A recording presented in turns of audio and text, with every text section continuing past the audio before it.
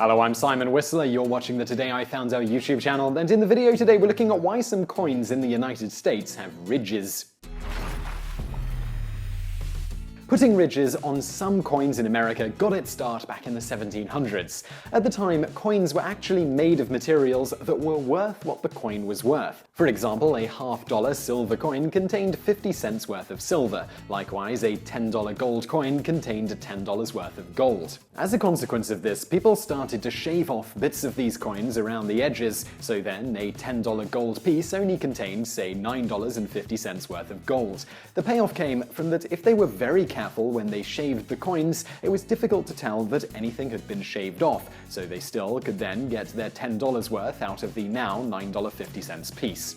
Over time, they'd collect the shavings, and when they had a large enough amount, they'd go sell them. Eventually, the government decided to do something about this. One of the methods to combat this practice was to add ridges to these coins, something known as reading the coins. With the ridges on the edges, it became significantly more difficult to shave anything off the coins without detection. The government chose not to do this with smaller valued coins that came out later, pennies and nickels, because the metals these coins contained weren't valuable enough for shaving them off to be worth the effort. So that was then, but why do they do it today when the coins are no longer made of valuable metals? Initially, it was supposedly easier and cheaper than modifying the existing machinery. Today, however, it is to help the visually impaired to more easily distinguish between coins of a somewhat similar size, like a penny and a dime. This is something unfortunately not done with today's American paper money, which is indistinguishable to blind people unless they resort to some trick like folding them certain ways for different bills or braille money stampers. The blind still need someone to tell them what the bill is in the first place when they receive it, so they can do whatever they do to be able to distinguish it later on their own.